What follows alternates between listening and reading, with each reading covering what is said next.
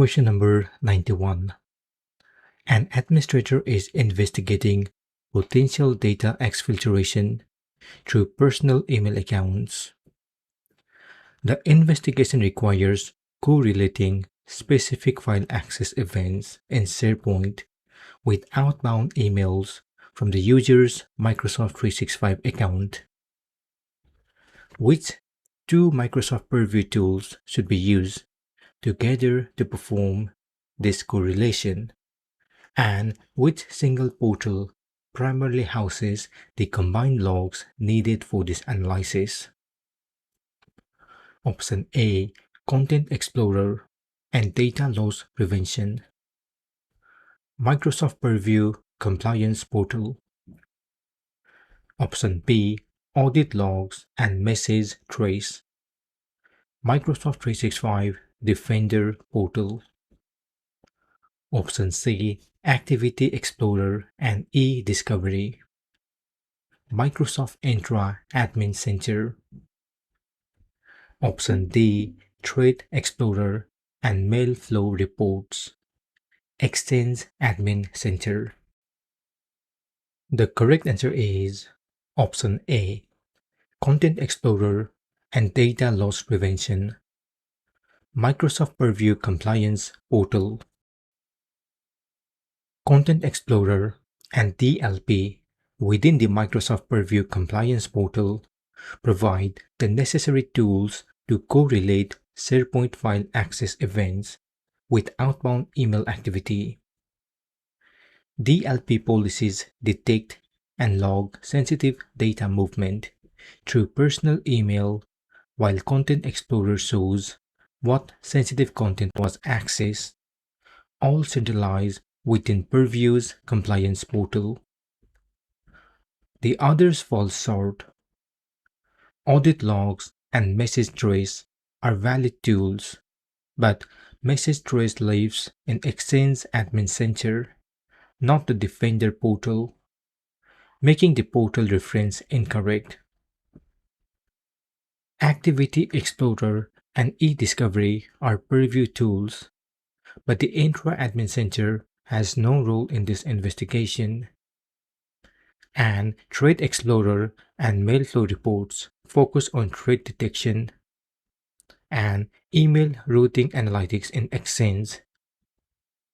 None provide the combined file access and outbound email correlation within a single correct portal the way Purview does. Question number 92. A conditional access policy is configured to require compliant devices for accessing a SharePoint site containing financial data. A user reports that they can still access the site from their unmanaged personal tablet when connected to the corporate Wi-Fi network, but not from a public cafe. What is the most likely reason for this inconsistent behavior? Option A, the conditional access policy includes a trusted location exemption for the corporate network IP range. Option B, the user has been granted an exemption via privileged identity management. Option C, the tablet is automatically enrolled in Microsoft Intune when on the corporate network. Option D, the SharePoint site has unique permissions overriding the conditional access policy. The correct answer is option A. The conditional access policy includes a trusted location exemption for the corporate network IP range. The conditional access policy likely has a named or trusted location configured for the corporate network's IP range that exempts user from the device compliance requirement, meaning access from that IP range bypasses the compliant device check, while access from the cafe's IP triggers the full policy enforcement. The others are incorrect. PIM manages time-bound privilege role activation, not conditional access exemption for regular users. Intune enrollment doesn't happen automatically simply by connecting to corporate Wi-Fi. It requires deliberate enrollment actions, and SharePoint unique permissions control content-level access rights, but cannot override or bypass conditional access policies. Only a trusted location exemption in the policy itself explains this precise inconsistency. Question number 93.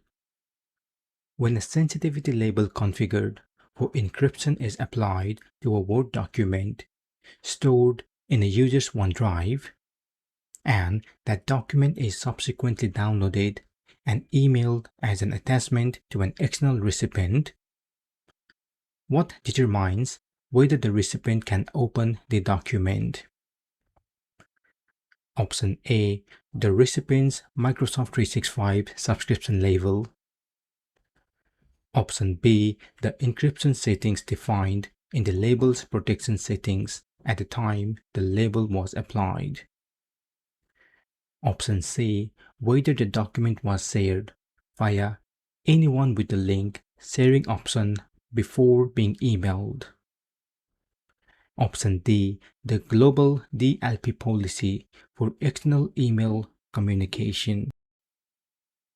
The correct answer is option B, the encryption settings defined in the label's protection setting at the time the label was applied.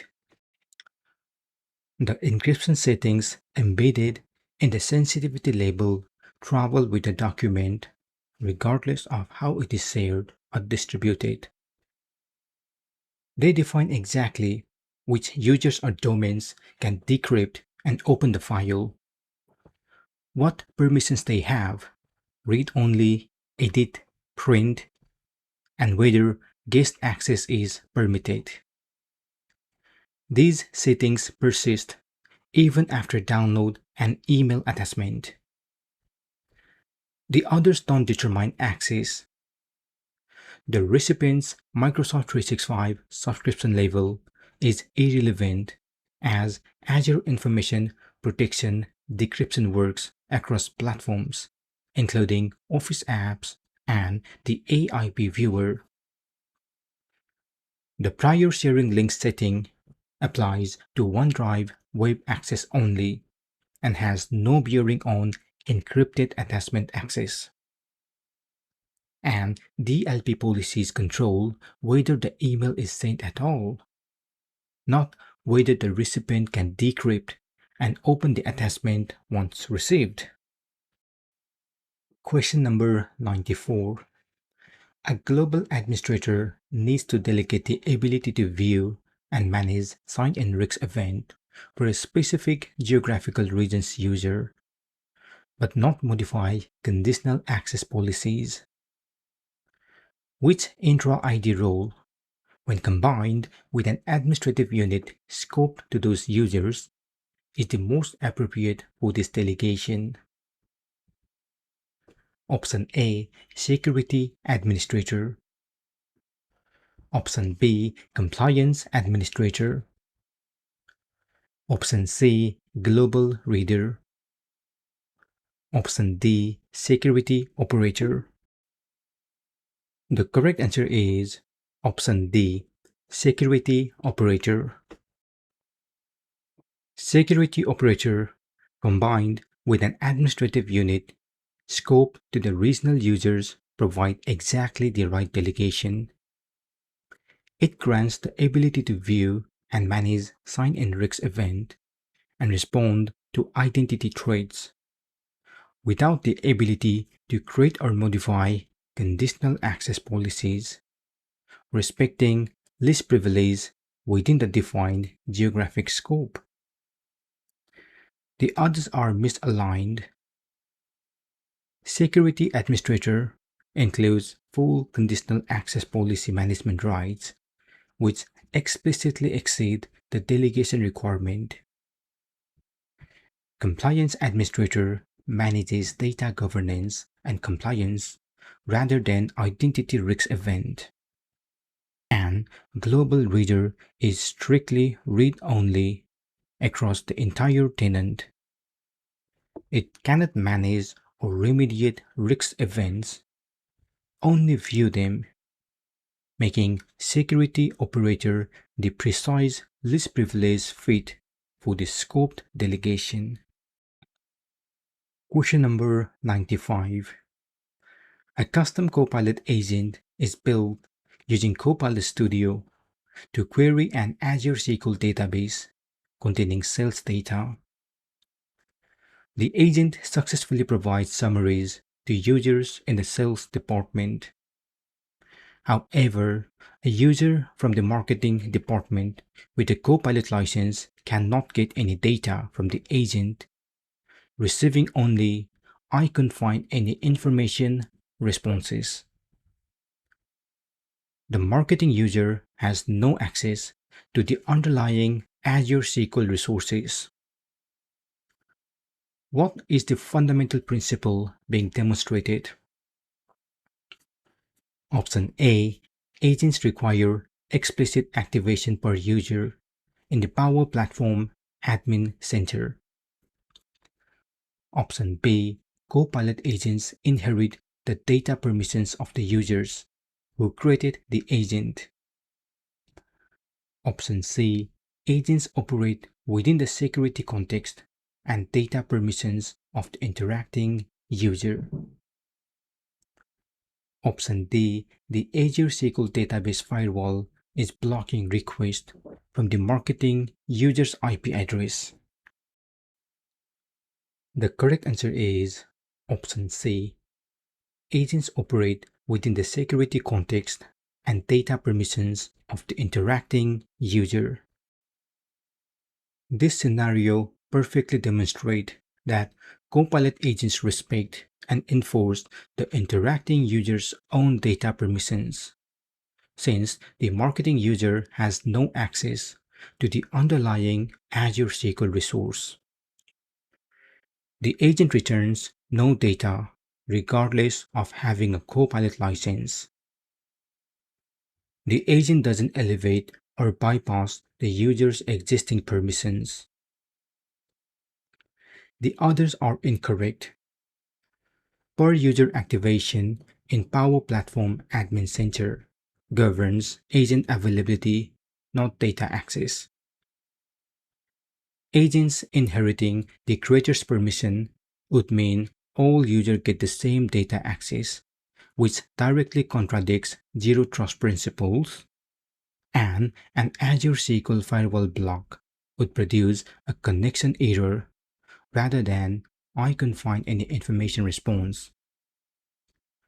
The behavior described is classic permission-based data scoping, not a network or configuration issue. Question number 96.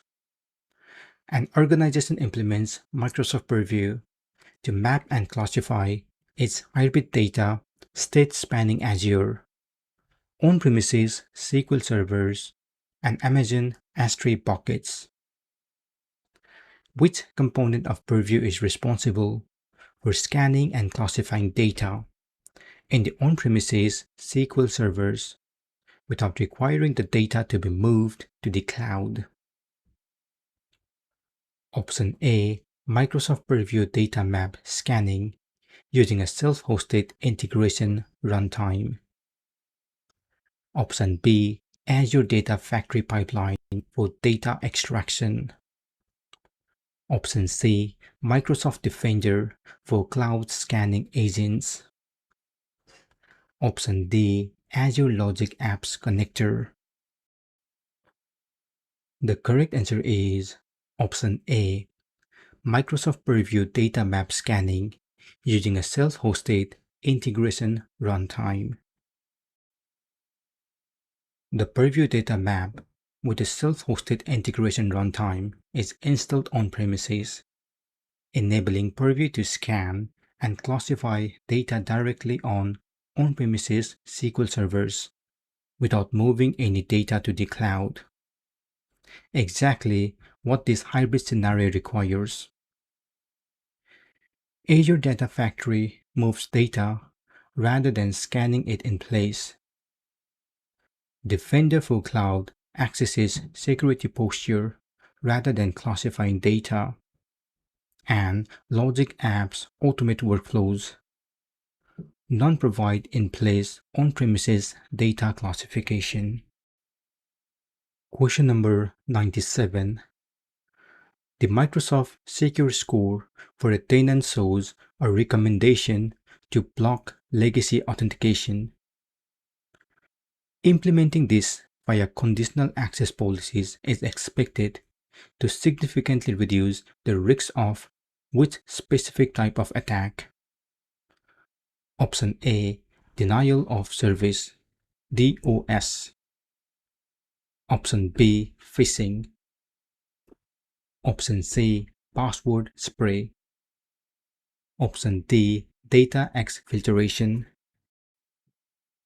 The correct answer is option C, Password Spray. Legacy authentication protocols like POP3, IMAP, and SMTP cannot enforce MFA, making them the primary vector for password spray attack, where attackers systematically try common password across many accounts.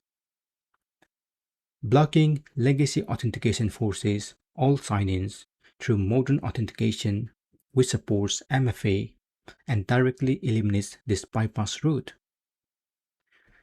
The others are unrelated. DOS attacks target service availability. Phishing manipulates users into revealing credentials, and data exfiltration involves unauthorized data transfer. None are specifically enabled by legacy authentication protocols the way password spray attacks are. Question number 98. A Microsoft 365 group named Project Omega has its privacy set to private. A user who is not a member of this group needs to send an email to the group's shared mailbox for a business process. Which statement accurately describes what happens? Option A, the email will be rejected and the sender will receive a non-delivery report. Option B, the email will be accepted into a group mailbox, but only a group members can read it. Option C, the email will be automatically forwarded to the group owner for approval. Option D, the ability for external senders to email the group is controlled by a separate mail flow rule, not group privacy. The correct answer is option B. The email will be accepted into the group mailbox, but only group members can read it. A private Microsoft 365 group privacy settings controls membership visibility and join permissions, not email delivery. External or non-members senders can still email the group's shared mailbox by default, but only group members can access and read the content within it, maintaining confidentiality while allowing inbound communication. The others are inaccurate. Emails are not automatically rejected based on group privacy alone. Automatic forwarding to the owner for approval requires a separate configured moderation setting. And while mail flow rules can further restrict senders, the group privacy setting itself doesn't block inbound email delivery from non-members. Question number 99. A file stored in a SharePoint Online document library has a sensitivity label applied that encrypts the file and grants few rights to all employees. The file is checked out by user A. User B, who also has few rights from the label, attempts to access the file. What is the expected outcome? Option A, user B can read the file but cannot see user A's checked out version. Option B, user B is blocked from accessing the file until user A checks it in. Option C, user B can co-author the file simultaneously with user A. Option D, user B receives an access denied error because encryption prevents checked out status check. The correct answer is option A. User B can read the file but cannot see user A's checked out version. When a file is checked out, SharePoint serves the last checked-in version to other users. User B with few rights can read that published version normally.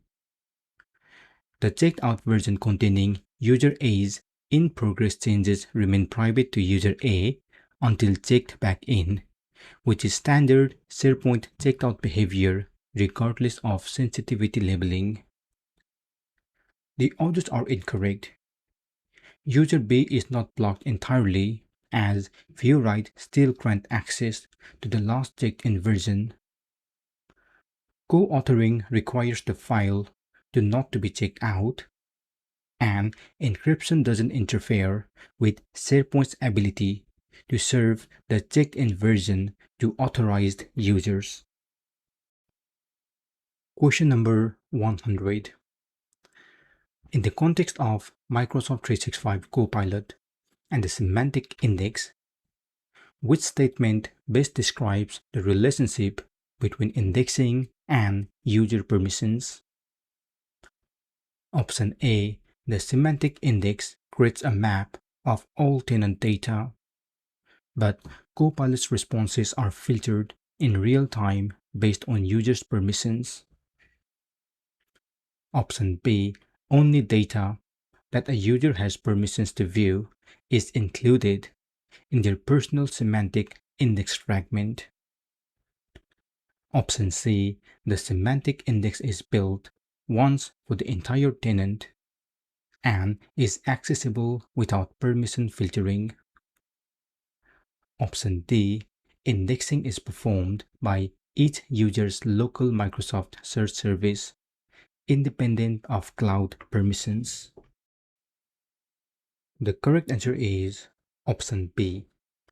Only data that a user has permission to view is included in their personal semantic index fragment.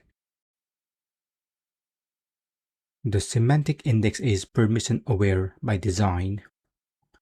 Each user's index fragment is built exclusively from content they are authorized to access, meaning Copilot responses are grounded only in data the user already has right to, preventing unauthorized data exposure at the indexing layer itself. The others are inaccurate. A tenant-wide map filtered at response time would create security risks if the index itself contained unauthorized content. A single tenant-wide index without permission filtering directly contradicts Microsoft's security architecture, and local indexing independent of cloud permissions doesn't reflect how the semantic index operates. Permission enforcements happen at the index level, not just at response generation.